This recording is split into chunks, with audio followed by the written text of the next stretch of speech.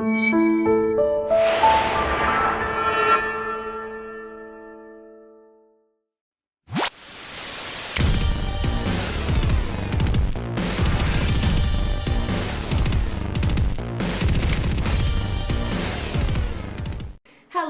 it's the Curious Low back with another video, and today we are going to be talking about Game of Thrones Season 6, Episode 6, Blood of My Blood. As always, I will be making my way from what I believe to be the least important, or at least the scene that has the least to do with current things that are happening in this episode, and making my way through to the scenes that I think are most important. So let's go ahead and get started. First of all, and I know some of you are going to hate me for this, I am kind of getting a little sick of Dany right now. I don't know what it is about Daenerys that is sort of making me mad. I feel like she's becoming a little bit more power hungry than she has been in the past. In the past, I've always felt like the reason that she wants more power is because she sees injustice in the world and she wants to correct it. And lately, it seems, and by lately I mean kind of this season, it seems like she's a little more on the warpath just because she thinks she deserves the throne. Like, just because she deserves Westeros, and I feel like that's a change in her character.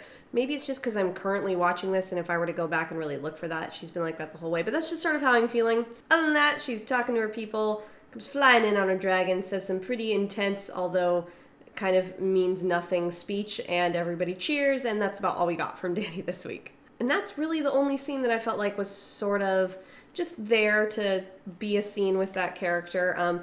Next, we're heading to the stuff with Walder Frey. Ooh, what just a human pile of garbage is what he looks like. There are lots of characters in this show that I dislike because I'm supposed to dislike them and it's okay, things like that, like they're bad guys, you kind of are supposed to hate them. I think I hate Walder Frey more than I hate Ramsay, because at least Ramsay, I'm sort of like sickly fascinated. I don't know, like I don't enjoy his scenes by any means, but like he's interesting and weird and crazy, and I enjoy scenes that he's in because it pushes the plot along in interesting ways. But Walder Frey just kind of gives me the skeeves. I think partly because he's obviously involved with the rape of many a girl, and that just doesn't sit well with me, and it seems like Ramsay's maybe only raped a few. So, yay Game of Thrones, am I right? This is such a fun show, just all the rape. Anyway, everything going on with Walder Frey, again, do not like him. But it's been a while since we've seen him, so I guess we were due. Another person that it's been a while since we've seen, Edmure Tully. I think it's been since season 3 since we've seen him. And it seems like that'll be sort of crazy because he looks like he is being taken to Riverrun, which we will get to later because it seems like everything is about to go to hell in a handbasket at Riverrun. And the fact that Edmure Tully and who he is related to, again, we will touch on that in a little bit, is going to Riverrun. That's the important thing from that he's heading off to Riverrun. Next, we have the scene with Arya, or scenes with Arya. She's watching the play. It was very kind of fun and interesting to again watch her react to some scenes, maybe some stuff she wasn't quite aware of or hadn't necessarily seen played out. And while this isn't the most accurate of portrayals, she could still see some different plots that she hasn't been involved with because she hasn't been with any of those characters since, season 1. So that's interesting for her. What is far more awesome is how right I was about the fact that I knew she was going to leave the House of Black and White and grab Needle, and off she goes. And she seems like she's in a little bit of danger from the waif, but I'm really glad that she is done with Jaqen and that she has obviously learned a lot from all the time that she spent there. But I mean, I guess we all knew she hid Needle. Like, she didn't throw Needle in the ocean. She hid Needle. She knew she was going to go back to that sword. And it just makes me really happy. Arya's free. She's going to go back to Westeros, I hope, and hopefully rejoin the rest of her family because, wow, they are getting together quicker than I thought, which brings me to our next scene with Bran and Benjen. So Bran is where we left him, sort of, with Mira kind of dragging him along. He's still green seeing, and he was just doing the greatest hits of previously on Game of Thrones. But most importantly, I think, regardless of all of the kind of like flashbacks that we were getting, the flashbacks of the Mad King to before the season saying, burn them all, which is crazy because we've heard about that, but here we have him actually saying it. Interesting that we got to see that, but most importantly, Benjen rides up and saves the day, and we have not seen another character that we have not seen since a while ago, and this character is season 1 for Benjen, and he looks a little different. He's gone through some metamorphosis, some changes, but it's cool that we just learned about kind of how the White Walkers were created and the whole dragon glass to the heart thing, and all very interesting. So I think it's cool that this is where we decided to reintroduce Benjen. And most importantly, most importantly about this whole sequence is that Benjen tells Bran that he should go to Castle Black and help them prepare, which means yet another Stark is headed to a beautiful reunion with Sansa and Jon, and it's going to be great. And I really hope that Benjen stays with them, although it seems like he was sort of implying that he's not really the same person that he was before.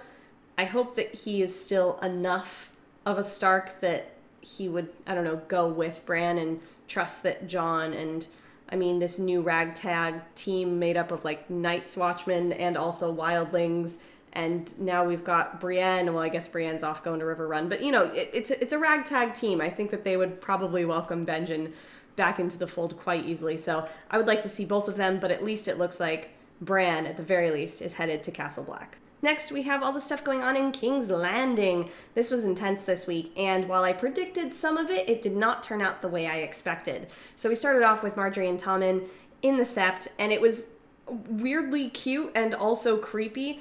I always find Tommen to just be this beloved little fool. Like, he's so dumb, but he's adorable, so I kind of forgive him for it. And I feel like he just kind of got neglected, being that he had an older brother that was meant to take the throne, and now he's sort of been thrust into that. But, oh, Margaery, she's either so brainwashed, or she is so smart. And I mean, I think that she is very smart, but she's either smarter than I ever thought she was and just so strong and like, yes, go Margaery, which is what I really hope and I think is going on. Or she's just been utterly brainwashed. But the fact that the High Sparrow got Sir Loras to, I don't know if convince is the right word, but to put in motion some chain of events that would cause Margaery to then get the king to side with the Faith Militant is crazy. And again, like, Tommen was the perfect target because he's just a beautiful little idiot. And I'm happy that it seems like there will be no more walks of shame, because I didn't need to see that again, honestly. But crazier than that is when Jaime and Elena Tyrell are coming with their army, and they're like, yeah, we're just gonna F them up. And the High Sparrow was just like, no, checkmate. I knew exactly what you guys were gonna do, and now we basically effectively run the kingdom, which is crazy. So Jaime is stripped of his position in the Kingsguard and has been sent to River Run. Ooh, that should sound familiar, because we also have a Tully on their way to River Run, so that will be an interesting reunion, because Brienne is also heading to River Run. Oh, so many things going down in River Run. All right, we've made it to the last sequence, and what I think is the most important and has brought the most forth to the overarching plot lines of Game of Thrones is everything going on with Sam and Gilly. They arrive at Sam's childhood home. I'm not surprised at all that most of his family is awesome except for his dad, because Sam has talked about how terrible his dad is. I don't really want to talk too much about that. It's just more of people being jerks, which I'm just used to on Game of Thrones. This is just so many bad fathers. So many. But the most important thing is that Sam, when he goes to leave with Gilly, takes Heartsbane, and we have another Valyrian steel sword heading to the north. We already know that Valyrian steel can kill White Walkers, is extremely strong and extremely rare, and the fact that so many pieces of Valyrian steel are congregating in the north right now is crazy, and I think just points more to the fact that we are probably going to really see the powers that be up north of the wall coming down and finally seeing that battle. That winter is coming that we've been hearing about since season 1, because not only do we have Heartsbane heading back to Castle Black, which they didn't explicitly say, but I sort of feel like where else would Sam go? I feel like they're heading back there. I don't think that Sam would really choose to go anywhere else. He wants to see Jon again, if he even knows if Jon is alive or dead. Like, I don't know how news is traveling of all of that stuff. But that's one sword that is heading there right now. Then we have Oathkeeper, which is with Brienne, and while that's heading down to Riverrun, that's definitely still in the north. And she is obviously in the employ of Sansa, who is at Castle Black. And then our third sword is with Jon. Longclaw is with Jon, and that is also at Castle Black. So that's 3 swords. And I did a little bit of research just because I wanted to see where different Valyrian steel blades were. There really aren't that many that are known of, but the ones that we know of in the show, the only other one that is a sword that we've really seen and is important is currently with Tommen. And then the blade, the dagger that was used to try and kill Bran Stark way back in season 1 is, according to the wiki, I personally can't vouch for this because I can't really remember what happened to it. According to the wiki, it is in possession of Peter Baelish, who is at Riverrun or on his way to Riverrun or somewhere in the north. I'm not really sure what happened to Peter after he talked to Sansa, so he's disappeared somewhere, but presumably still in the north. That is a lot of Valyrian steel that is up there. There is some big stuff coming, and Riverrun is gonna be crazy because Edmure Tully is the uncle of the Starks, including Sansa. So that's crazy. I wonder if there will be any sort of meeting in that, especially since Brienne will be down there. I'm hoping that they sort of rescue him, or that maybe they trade him to get Riverrun back, and then we've got a Tully that can sort of be on the side of the good guys. I mean, are there good guys and bad guys in the show? But yeah, on the side of the Starks, who, in my opinion, are on the side of good at the moment. We'll see what happens. This show could totally throw us a curveball. But Riverrun is going to be just a total hellhole. There's Jaime and the Lannister army going there right now. Then there's the army that currently holds Riverrun. Are the Freys sending an army? I don't know that they have a lot of people, but they're at least sending some people and their captive to presumably trade for Riverrun. Brienne is going there to try and persuade the people that currently hold Riverrun to help the Starks, and it's just, so many things happening at Riverrun. I have a feeling the next week is just going to be crazy. Or if it's not next week that we see Riverrun, maybe it'll be the week after that. But whatever episode we get to that, it's going to be insane.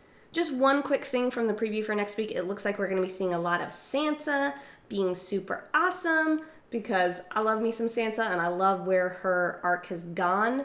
So I'm excited to see that next week. Next week's episode is called The Broken Man, which is very ominous. But we will see. I will talk to you guys next week. Let me know down in the comments below what you thought of this episode. Did I miss anything? What did I miss? Let me know. I have a tendency to call people different names than they actually are and mispronounce things. So please correct me down below in the comments. I'm happy to be corrected. And let me know what you guys are excited for coming up in Game of Thrones. And I will see you guys next week. Bye!